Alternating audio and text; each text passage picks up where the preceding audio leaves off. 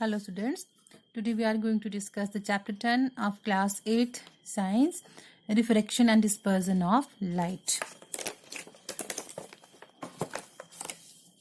Students, we have learned about the light in our class 6th and 7th, and we have also discussed its property in our previous classes. Light is a form of energy. What is light? Light is a form of energy, and light is needed to see things. We cannot see an object in the darkness of night, and we see a source of light to make the object visible. We can detect light with our eyes.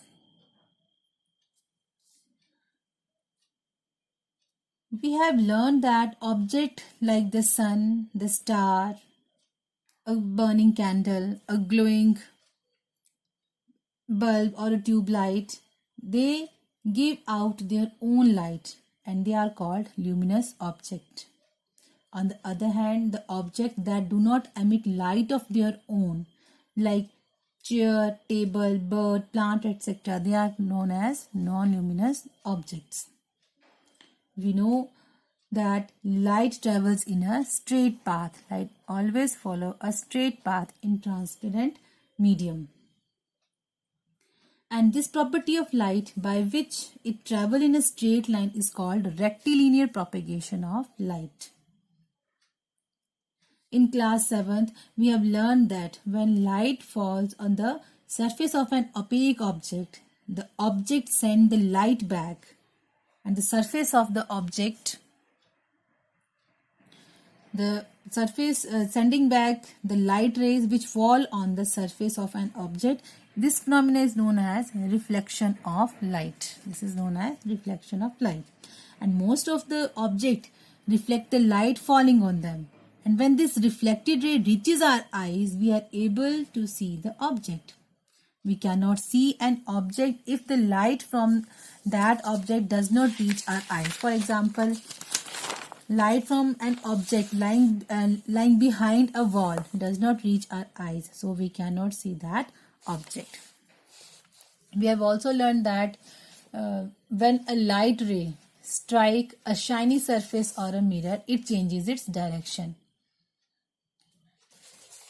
And this is known as a reflection of light. And this phenomena of reflection is governed by some laws, and these laws are known as laws of reflection. So we have generally seen that when a light strike on an opaque or shiny surface or a mirror, for example here M and M dash is taken as a mirror, then the ray of light which strike the surface, this is a ray of light which strike the surface, and this ray of light is coming from the source of light.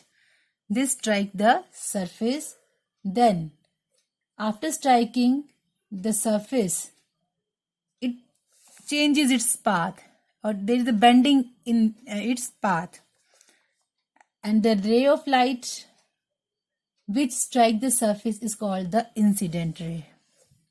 This is known as incident ray. And the ray of light that goes into another direction after reflection or after striking the surface is known as a reflected ray.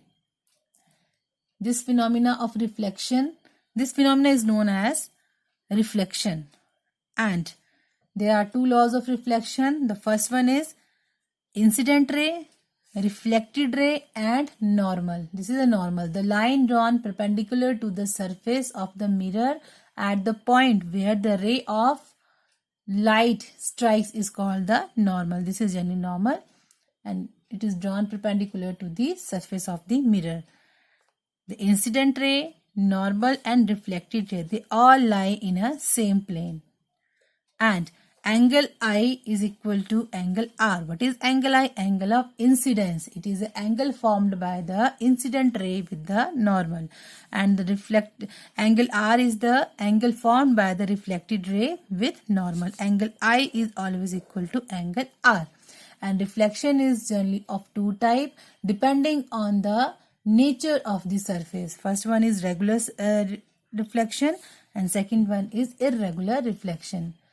Regular reflection, when the parallel beam of light strike a smooth shiny surface, it gets reflected as a parallel beam. And irregular reflection, when a parallel beam of light strike a rough or uneven surface, it gets reflected in various directions. Now let's discuss what is refraction. Both the phenomena are different, reflection as well as refraction. When a ray of light propagating along a straight line in one transparent medium into another transparent medium, it is observed to change its direction of propagation, or it appears to bend. And this bending of light, when it passes from one medium to another medium, is known as a refraction of light. We know that light travels along straight line, and this is true as long as light travels in one medium without encountering an obstacle. And when light traveling in a medium such as air enters another medium such as water, it generally bends at the surface. This is a surface which is also known as a interface. The surface separating the two media is also called the interface. So, it generally bends at the surface separating the two media. But once it is in the second medium, for example, when it enters from air to water, it enters into the second medium, it moves along a straight line. Now it will move in a straight path. This phenomena of bending of light at the surface separating the two media is commonly known as a reflection of light. For example, it is a very common example that of when we dip a pen or a pencil in a glass of water. It appears the part of the pen in the air and water, they appear disjointed. While standing, you have generally observed that while standing in a clear pool of water, the bottom looks raised and our legs appear shorter. Another example is if you put a coin of any coin in water, you will observe that it will appears to be raised. You observe that the position of the coin in the glass, it appears to be raised up.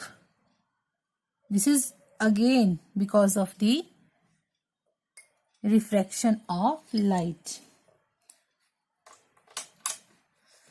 There are many other examples of refraction are also there that are related with our daily life. We will discuss them in our next class, and we also discuss what is the cause of refraction of light, what is refractive index, what are the different medias, what is the speed of light in these different medias in our next video. So there is a home assignment for you. Define the term reflection, incident ray, reflected ray and point of incidence. What are the two laws of reflection?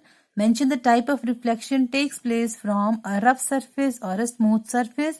What is refraction of light? And a pencil or a spoon dipped in water appears to be bent near the surface of water. Give reason and draw diagram also. Thank you.